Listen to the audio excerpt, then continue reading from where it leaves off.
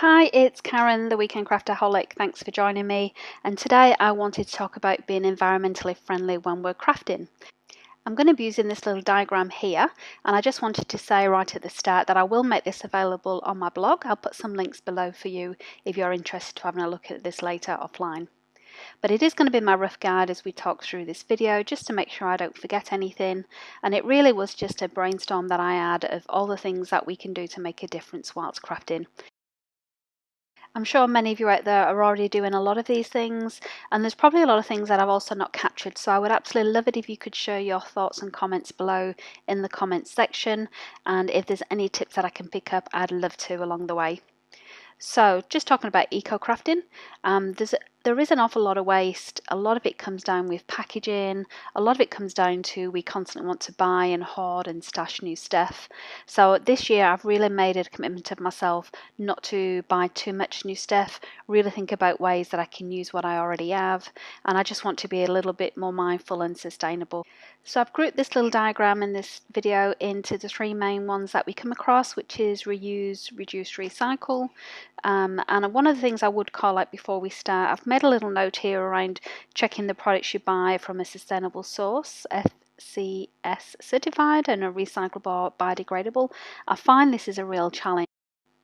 But first of all, let's get stuck in. So the first thing that I do try to keep as much packaging as possible. These tiny bags I find are great as shaker pockets, hidden journaling, even just storing tiny embellishments, that kind of thing. You can see here I keep any little scrap, even if it's just then as a test for when I'm using my fuse tool. I also reuse some of the packaging as well for when I'm making cards. So you can see here, for example, it just keeps it nice and dust free, and it keeps it nicely organized as well. So you can also reuse packaging for packaging of other things. And as long as it's all kept nice and neat in this little box, I've not got a problem of keeping it or hoarding it, because I know that it's something that I will go to. The other thing I do when I do receive packaging, so obviously Christmas and birthdays, that kind of thing, when you're getting gifts, is I always think about what I can reuse that packaging for. So this, for example, was a cover off a gift box, a Toiletries gift set that I got, and you can see here I've just removed this from the cardboard packaging itself. It's just an acetate sheet, so why wouldn't I keep it, reuse it, just to cut down slightly maybe, but it'd be great for some shaker cards.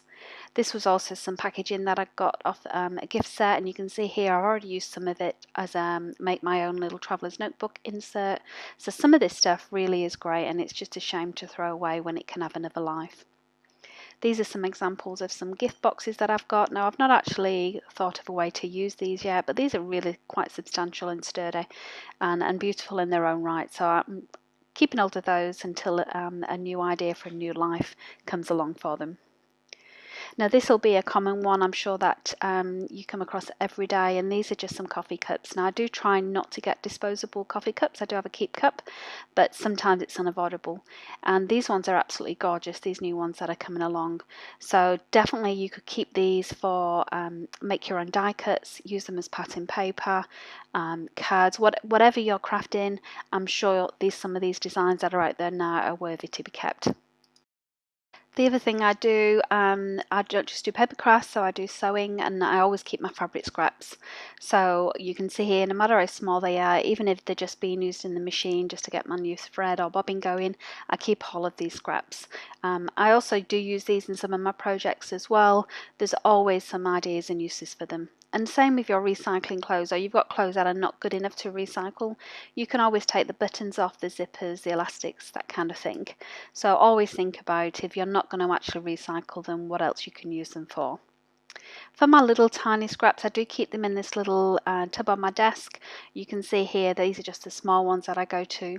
With die cuts, always think about cutting them in half. If you tend to stick them under photographs, you don't need the full piece. I normally cut them in half, so just half of it helps to reduce the bulk as well in the book. These are just some die cuts that I've done. I actually wanted the out shape, and these are just the leftovers, so of course I'm going to keep these as well to use. For example, I was cutting out a circle in a piece of card, and I've kept the circle insert. Even bits of twine, anything that you've got, I would keep on your desk, and you'll always find a life for them and another reason to use them when you're looking around for something in a similar colour. The next idea I've got on here is an oldie but a goodie, and it's just repurposing greeting cards that you may receive. So this is something we've probably all been doing for a long time now, having a look at greeting cards that we've got and actually having a think, is there anything we could reuse? So it could be a matter of cutting out some sentiments or images to reuse as die cuts. It could even be just to keep them in your project life or your journaling because it's sentimental value. But if you're not going to keep the card in its entirety, there's always some little nuggets of gold I find in some of these cards that are worth keeping. So always have a look through those as well before you actually just put them in the recycle bin. Now I will just say at this point I'm not going to go through every single item on this diagram. As I've said, it's available to download if you want to have a look at it later. There's 37 different items on here. I've just done a quick count, so it would be far too long a video if we did go through each of these, and that's why I've done a quick reference sheet for you to have a look at later. But I am going to call out just some main items, and pads of pattern paper is a good one that we could all relate to. There's always some great sheets that we could reuse and make into die cuts, or if there's any sheets that you're not keen on, then you could use them in a de-stash as well, just to give to fellow crafters who maybe appreciate them. The next thing I'm going to talk about is using gift bags instead of wrapping paper. Wrapping paper, I guess, is a big topical one at the moment. We throw away so much of it.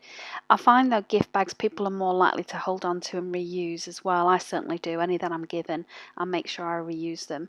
They're a bit more substantial, I guess. So they're a great thing just to recycle and reuse for someone else. Whilst we're talking about paper, actually, I will just talk about scrap paper as well. I've got these two little bins. I separate them into plain and patterned. You can see here this was just a card that I stuffed up, but I'm keeping hold of that.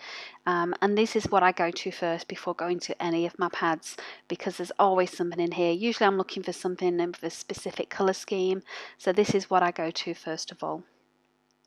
The other thing that I've got here is organisation. So although it's nice to have everything coordinated, it is also sometimes nice to have some sentimental items that you can use to store your pens, your markers, anything really that we come across is great for storage.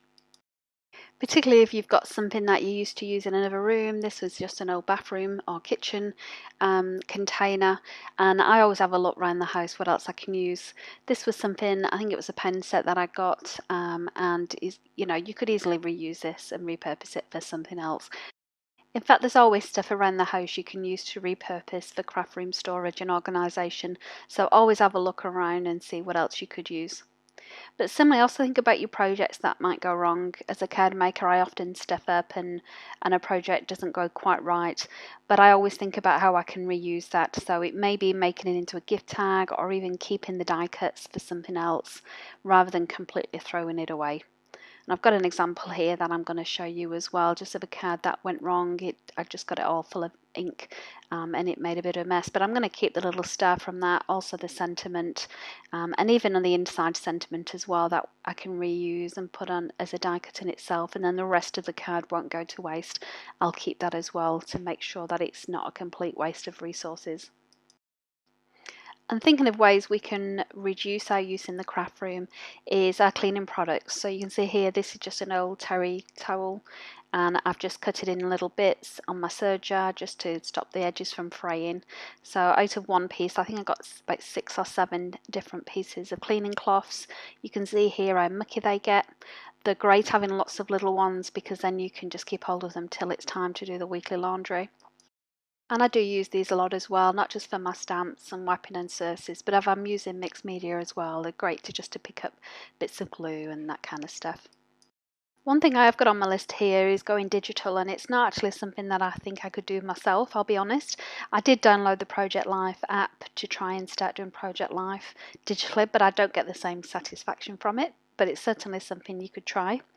But as I said, one thing I am definitely trying to do is use my stash. I do enjoy choosing and purchasing items, but I also love actually using them even more, not just keeping them in storage. One of the traps I did fall into though was buying duplicates of things. So this is definitely one way you could reduce your stash. I've repurposed an old Kiki K planner here as a bit of a craft inventory, and I have done a video walkthrough on this, so I'll link that down below as well for you. But I found this to be absolutely great when I am going out to buy supplies. You don't have to take the inventory with you. Sometimes I just take a picture or just take the page itself. Usually I know what I'm going for, but it's good to have on hand just in case you see something on sale or there's a special on. The other thing with your inks, you can see here I've double impressed these. Sometimes you can get away with, instead of buying the next shade up, just use the same ink and double ink it. It does go a little bit darker the second time around. Or if you've got things like watercolours or acrylic paints, you can just mix those as well to get a different colour. So you don't necessarily need to get inks in every single shade. Sometimes you can just press over those. But having an inventory I think is really great. Stops you buying purchases of things you've already got or things that are very similar. And it also allows you to take advantage of sale items as well, because if you are looking to increase your collection of various things, knowing what you've already got is a great way of doing that. And a lot of companies do have these little charts.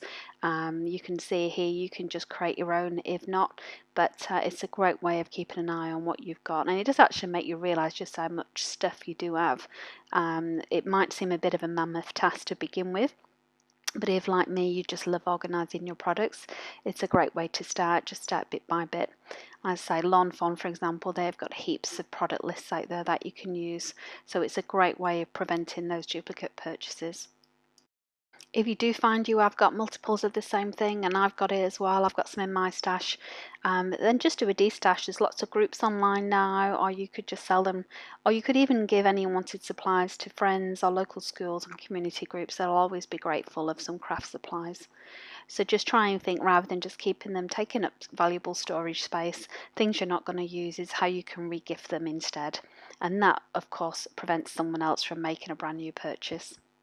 When you're purchasing yourself as well, always have a look on these sites before you buy brand new, because you may find other people are destashing them rather than going straight to the manufacturer yourself. It's definitely a great idea if you know what you want, you've got something specific in mind. And I try to avoid online stores because I know there's always sales that I get tempted to purchase, even though I don't really need it. I'm just getting it because it's on special. And that's the same actually now for books and magazines. I used to be a big hoarder. When I'd be in the supermarket, I'd pick up a craft magazine, but now I just loan those from the local library because I know that I only flick through them. And of course, they take up valuable storage space in the craft room as well. So, whatever reason would you need to just loan them and read them as you need and support your local library?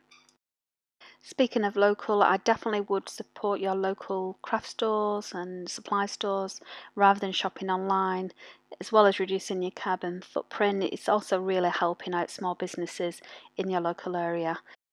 There's only a few local craft stores where I am in WA, in Perth, Western Australia, but it's great to have these stores and being able to go in and speak to someone who can give you some hints and tips as well about products that you do see online. They do generally offer classes as well, or little demos. So the other thing on my list here is just about trying before you buy. So don't automatically go for those new products. See if there's some way, whether it's a friend or a class you can attend, where you can actually try these and see whether or not it's something you're really wanting to invest in. There's nothing worse than buying a crafting tool or product and then it just sits there and you're not making use of it. And I think this is where quite a lot of us will come unstuck. We do buy things because they're cheap and we want to increase our stash just to give us more options when we're making our creations. So quite often I buy things because they're on sale or because they're in a set. So you can see here are just some examples of things that I've purchased. I've already got some of these, or some of these have been gifted to me. So I do tend to keep these and then I need to destash or regift at some point to someone else. So take a good look at your stash and think about, if you're not going to use it, it doesn't bring you joy, everybody's into Marie Kondo at the moment, rather than just absolutely getting rid of it, think about what else you can do to amend your stash. So I've already touched on things like mixing ink colours to create rather than buying again, which I've got on my list here, as well as double stamping just to get a darker shade. But also think about your alphas. For example, I really wanted something in a small font. This was for my Marie Kondo Spark Joy layout, but I wanted something that matched the colour of the book, so I just re-inked these alphas here with this pink colour. And speaking of alphas, you can often make use of these. A Q could become a B. We don't often need Qs, but we may need a B.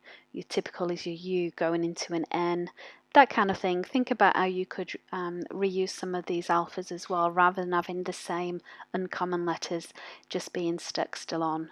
Obviously, a 0 and an O are very similar, so there's lots of ways you could cut short some of these alphas and reuse them. Now, obviously, I'm talking a lot about reducing my stash and using my stash. This is in no ways to say you shouldn't have a stash. So, for example, I've been collecting these corks for a couple of years now, actually. My tub's almost full. And I don't know what I'm going to use them for. I've got loads of ideas off Pinterest, but I know that there's definitely something that can be reused, and it's a shame to just put those in landfill. And like I say, even if it's not something I'll use myself, I'm sure local schools and community groups could make use of them. Now, I forgot to mention at the start of the diagram using refillable items. So one of the things that frustrates me more than anything, especially with adhesives, is the lack of ability to refill. So we can obviously refill ink pads, markers, that kind of thing. Here are just some examples of some tape runners. Now they open, they look like you could refill them, but you just can't get the refills for them here. So it is really frustrating that we've got a lot of plastic here that we could probably keep hold of and reuse and refill if it was available from the suppliers. Definitely keep an eye out on products that you can refill and ways of just extending the life of your products as well, like sharpening rotary cutter blades with aluminium foil. That kind of thing really does extend the life of your products. When you buy products in a set, like washi tapes for example, you can also reuse these. So for example, designs that I'm not really keen on, I'll use just to stick down my die cuts, and I can reuse those pieces as well. The ones I've got duplicates of as well, I can reuse those. Rather than buying purple tape or any other kind of masking tape, we can reuse washi because we know it's great to apply and reapply without leaving any residue on this paper stock. I think I've just about come to the end of my little video, although it was quite a long one for me. As I said, I will link to this as well as some other videos that you might find useful, but I really would appreciate your comments if you've got some more ideas to share as well. Hey, thanks for watching. If you've got any comments about this video, please leave them below. I'd love to see them. And if you enjoyed this video, please give it a like. That way YouTube knows to recommend similar ones for you. And finally, if you'd like to see more from me, and I hope so, please subscribe by clicking the link below. I post new content every weekend.